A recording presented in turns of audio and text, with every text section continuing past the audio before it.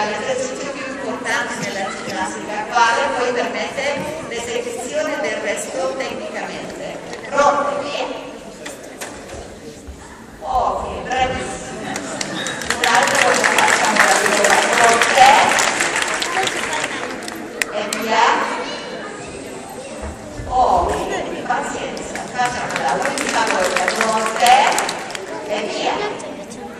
Ok, bravo. Allora qui si misura la forza, si costruisce la spalla per poter appoggiare naturalmente, perché non avendo la muscolatura, sono proprio meravigliose dalla nascita, non riescono a fare niente oltre a correre, quindi va bene così.